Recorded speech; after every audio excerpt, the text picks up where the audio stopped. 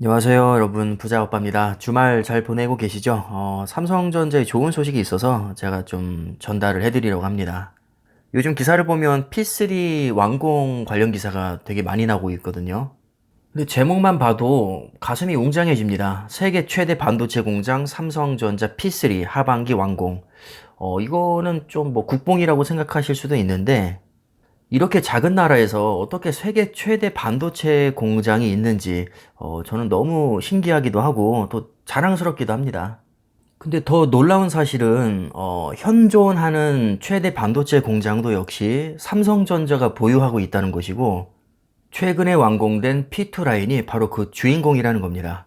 그러니까 어떻게 보면 종전 세계 최고 기록을 본인이 또다시 경신하게 된다는 건데, 이렇게 되면 세계에서 가장 큰 반도체 공장과 두 번째로 큰 반도체 공장을 삼성전자가 모두 보유하게 됩니다.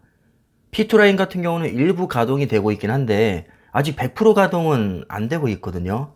그리고 지금 기사에서 언급하고 있는 P3 라인도 이미 완공이 된 게 아니라 하반기에 완공이 될 거라는 소식입니다.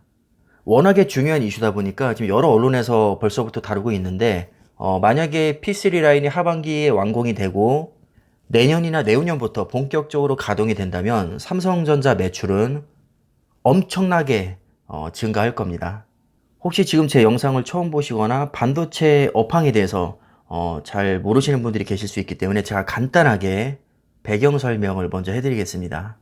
삼성전자가 잘하는 게 너무나도 많지만 가장 잘하는 것 딱 하나를 꼽으라면 메모리 반도체입니다.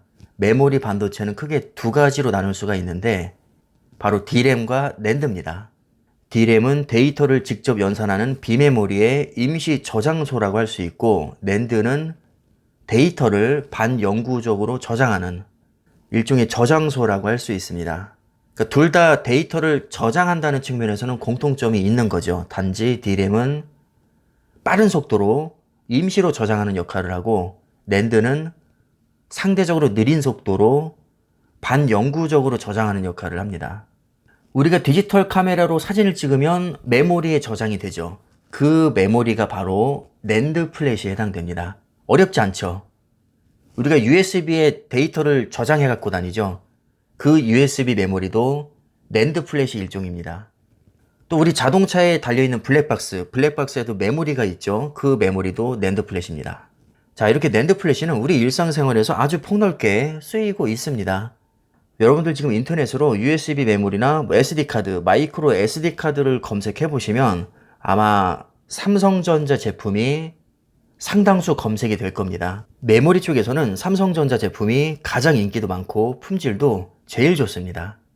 D램은 주로 어디 들어가냐면 우리 노트북 그리고 데스크탑용 PC, 스마트폰에 들어갑니다. 보통 컴퓨터나 노트북에는 인텔이나 AMD CPU가 들어가는데 그 처리 장치가 처리할 데이터를 임시로 저장하는 역할을 하는 게 바로 D램입니다. 그러니까 따지고 보면 삼성전자 D램과 낸드 플래시는 우리 일상생활뿐만 아니라 그냥 전 세계 곳곳 어디에나 아주 흔하게 있는 반도체라고 생각을 하시면 됩니다. 전망이 결코 어두울 수가 없겠죠.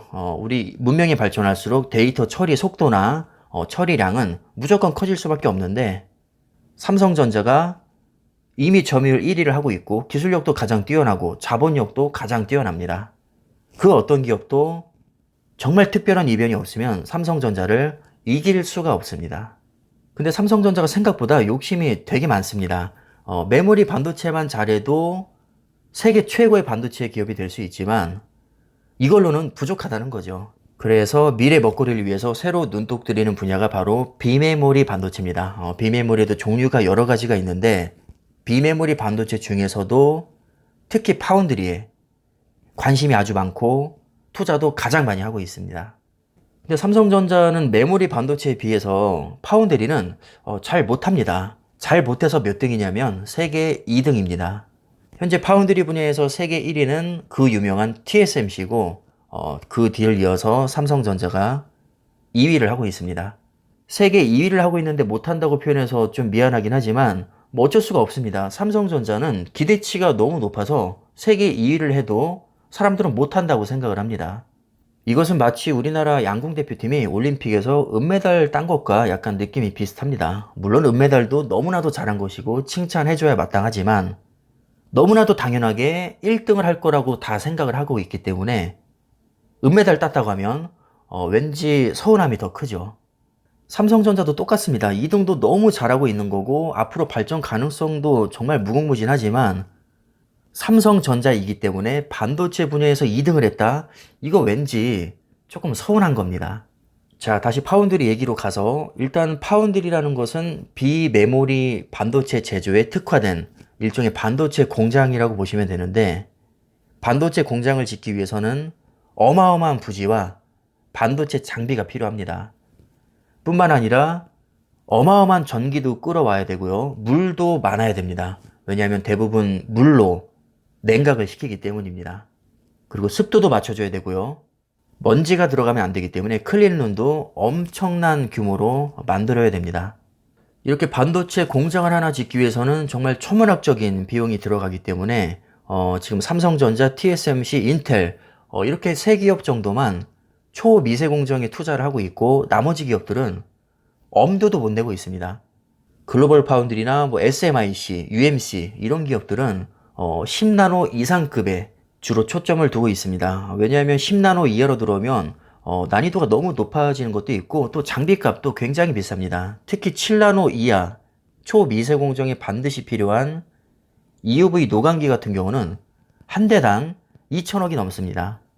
이제 얼마 후에 새로 나올 EUV 노광기는 5천억까지 올라간다고 하는데 그 정도 자본력을 투입할 수 있는 기업이 세계에 몇 안 됩니다. 삼성전자가 미국의 반도체 공장 투자를 확정 지었는데 거기도 파운드리 공장이거든요. 비용이 대략 20조 정도로 지금 추정이 되고 있고 현재 건설 중인 P3 라인은 최대 50조까지 투입될 것으로 전망이 되고 있습니다. 반도체 라인 하나에 50조입니다. 50조.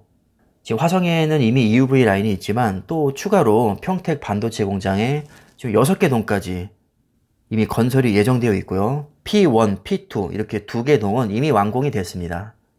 그리고 오늘 기사의 주인공인 P3 라인이 올해 말에 완공될 거라는 거죠. 자, 이 정도 제가 배경 설명을 해드렸으면 아마 이해하시기가 훨씬 더 수월하실 겁니다. 평택 캠퍼스에는 오는 2030년까지 단계별로 반도체 생산 라인 6개 동과 부속동이 구축된다.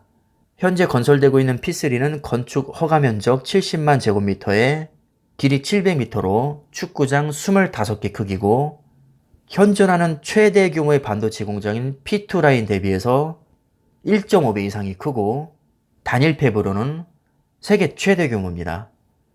현존하는 P2 라인도 축구장 16개를 이어붙인 크기입니다. 이거 정말 엄청나게 큰 크기거든요. 저는 실제로 가서 본 적이 있습니다. 지금도 크레인이 어마어마하게 세워져 있고요. 건설이 한참 진행 중입니다. P3 같은 경우는 규모가 워낙에 크다 보니까 파운드리 뿐만 아니라 낸드 플래시와 D램도 복합으로 이제 생산될 예정입니다. 그래서 올해 하반기쯤이면 아마 P3 라인이 완공이 될 것 같고 이게 끝나자마자 P4 라인이 또 추가로 건설이 될 겁니다.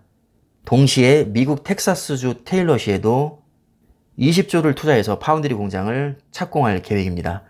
지금 삼성전자가 짓고 있는 반도체 공장이 정말 어마어마하게 많습니다. 그리고 아까 P2 라인이 완공이 되긴 했지만 100% 풀가동되고 있지는 않다고 말씀드렸잖아요. 지금 그 잔여 공간도 채우고 있습니다. P2 라인은 완전히 풀가동되고 P3 라인 완전히 풀가동되고 P4, P5, P6의 미국 텍사스 테일러시까지 이 모든 반도체 공장이 풀가동될 때쯤이면 아마 삼성전자는 지금과는 차원이 다른 반도체 기업이 되어 있을 겁니다. 이렇게나 전망이 밝고 앞날이 창창한데 지금 주가가 일시적으로 고점 대비 몇십 프로 빠졌다고 해서 우리가 걱정할 필요가 전혀 없습니다. 우리가 걱정할 만한 수준을 삼성전자는 한참 뛰어넘은 기업입니다. 저는 지금 주가 빠지고 있는 거 솔직히 뭐 크게 걱정되지 않고요. 당연히 전고점 돌파하고 먼 훗날 많이 올라 있을 거라는 확신이 있습니다.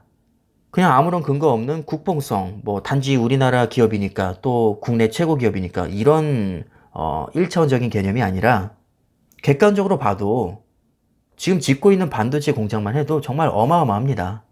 이런 기업의 주가가 장기적으로 우상향할 가능성은 저는 거의 99%라고 봅니다.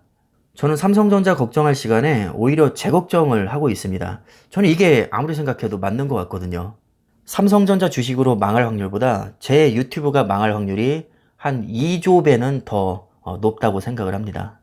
그래서 저는 삼성전자 걱정은 하지 않고 있고요. 왜냐면 제약가림 하기도 바쁘거든요. 그래서 어떻게 하면 조회수를 더 올릴 수 있고, 어떻게 하면 롱런 할 수 있을지, 저는 지금 그거를 고민하고 있습니다.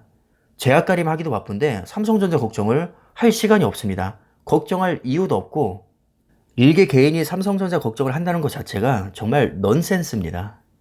확신이 있으신 분들은 편하게 쭉 장기 투자하시면 될 것 같고, 뭐 어차피 길게 보시고 투자를 하시는 거라면 매일같이 변하는 주가에 너무 일일비할 필요는 없습니다. 그래서 제가 내린 결론은 조금 죄송한 말씀이지만 삼성전자 걱정할 시간에 우리 걱정이나 하자. 제 솔직한 심정은 그렇습니다. 자, 그럼 영상은 여기까지 하겠습니다. 감사합니다.